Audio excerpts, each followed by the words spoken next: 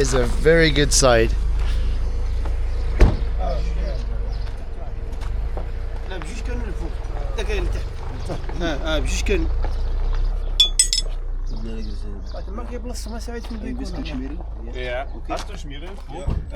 The rally had changed. Since entering Morocco, it almost felt manageable. Tell me what's happening. Nothing. All is perfect. The endless rock gardens were behind us. The deep dunes still lay ahead.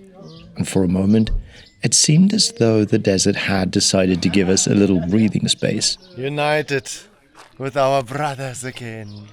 Of course, it had other plans.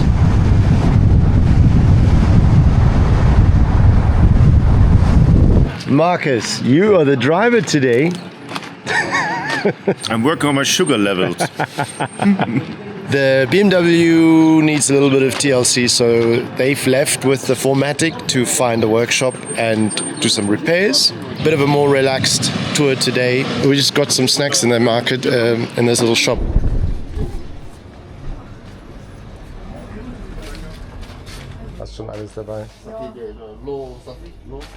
The only thing so far that has bothered me, the heat we've sorted out, is the sunroof. We got a lot of sand in there. This morning it didn't want to open and close properly, so Morocco is known as the land of the butterflies.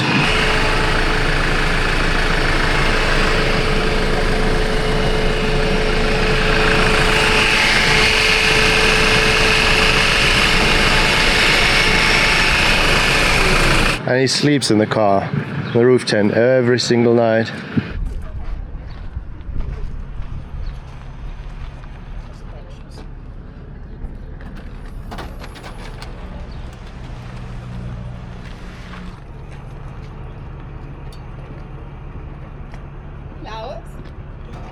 Day 6 began a little differently.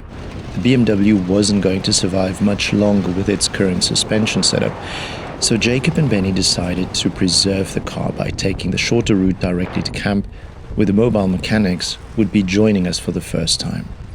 With no proper front underbody protection yet, there was little point risking more rough terrain than necessary.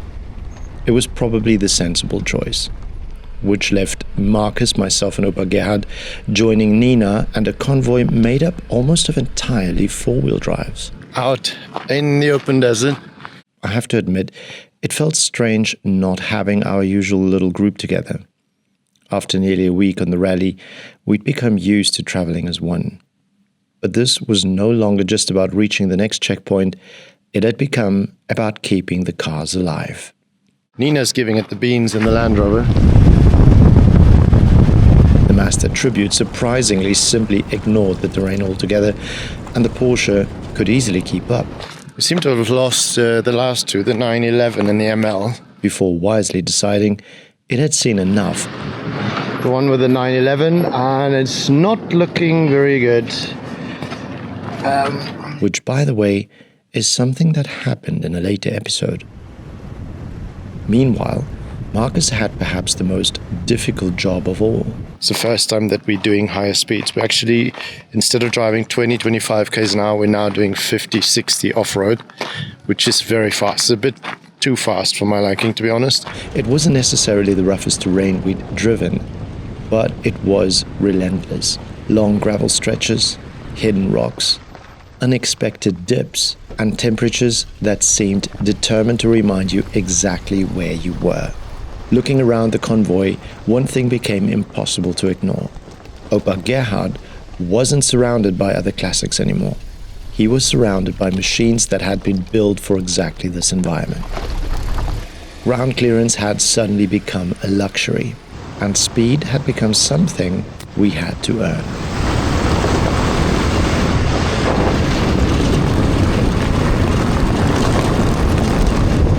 By the time we reached Boudnib that evening, the mechanics had already settled into camp.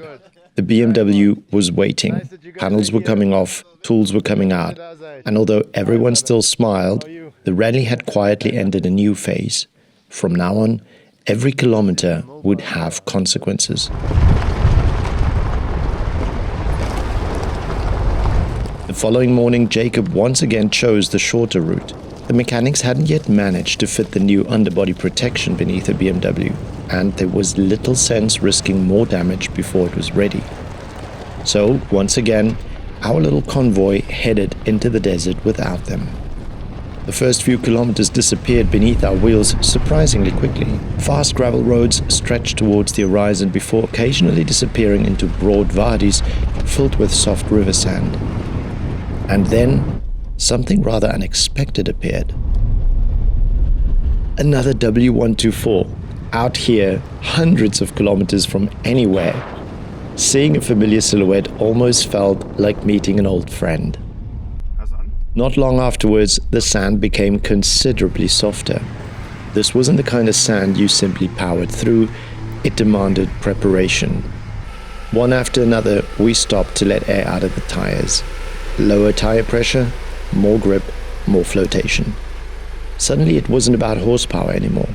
It became a careful balance between momentum, traction, and patience.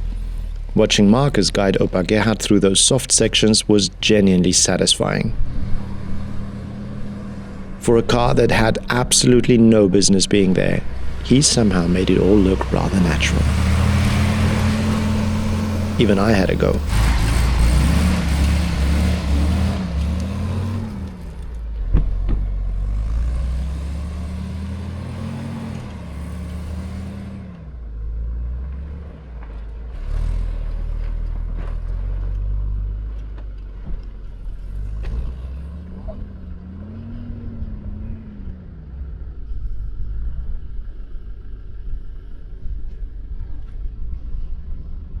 We're here with an E-Class from 1990. Some proper tires, proper suspension, the correct tire pressure, running 1.3 hot at the back. Oh, it's just incredible how well this car manages the soft sand. We're driving with two Land Rovers at the moment, and both of them had to engage low range before because it got really soft. It's so lovely to try out what this car can do, and then it does it. It's just ridiculous. We've not at all gotten to the maximum potential of what Opa Gerhard can probably do here in the desert, and that's also not the idea. We're just really enjoying driving in landscapes like this. By now, the desert heat had become impossible to ignore. Marcus commented that it was getting seriously warm. I couldn't help glancing down towards the temperature gauge. One thing that I'd been curious about before leaving Germany was how a 36-year-old Mercedes' cooling system would cope with a Moroccan summer. Surprisingly, with everything we did to it, it continued behaving as it should. Predictable and almost indifferent to the conditions around it. You guys remember the video on the channel about the temperature, and I was feeling a bit uncomfortable with how hot it got, and I wanted to put in another sensor and that didn't work. How is it actually working here? We've got two cooling systems, right? We've got the peripheral electric fan, which is in front of the radiator. And then we've got the magnetic clutch fan. That one. I put a switch into the front. We bypassed the thermo switch for the magnetic clutch, which looks a bit like this.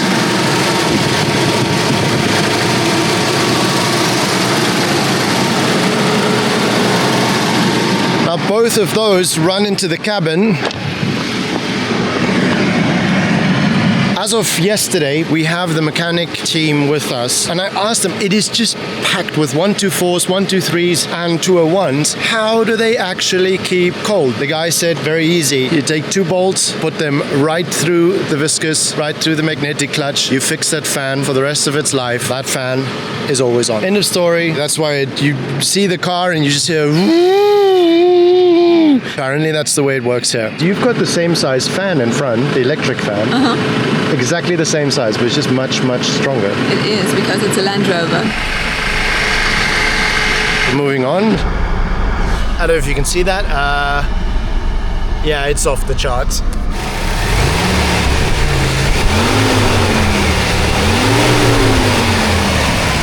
With the tires inflated once more, the gravel roads returned. And honestly, it felt wonderful. For the first time in days, we were driving gravel roads that didn't seem to exist purely for the destruction of old cars. Around 80 kilometers per hour suddenly felt effortless. The suspension relaxed, the steering settled down, and even Opa Gerhard seemed happier. We were still enjoying that rhythm when the landscape changed once again. I'd like to show you this. Check it out. Ahead of us, steep cliffs rose from the desert floor. Below them, a ribbon of green palm trees stretched through the valley, an oasis.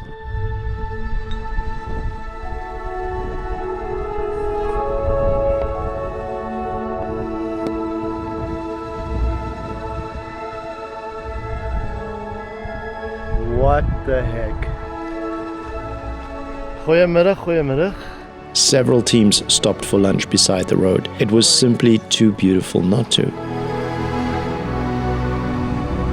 The further we descended, the more impossible it seemed that anything could grow here at all.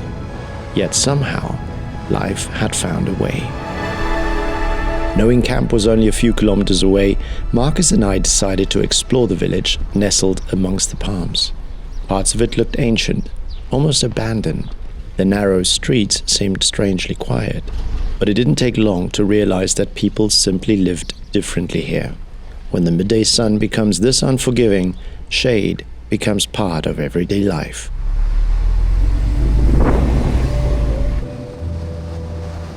Eventually we reached our destination, the Kasbah Chergui Hotel, somewhere again in the middle of nowhere.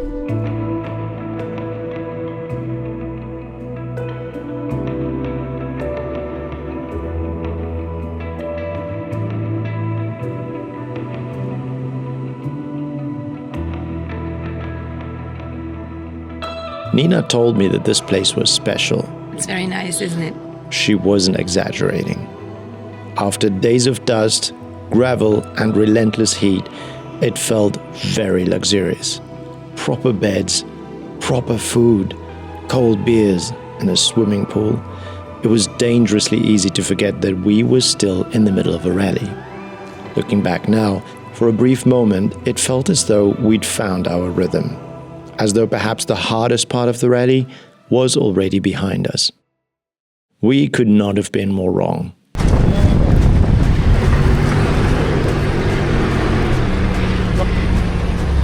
Okay. Das ist scheiße, wir brauchen Abstand, Alter. Kasbah Chergui wasn't the finish line.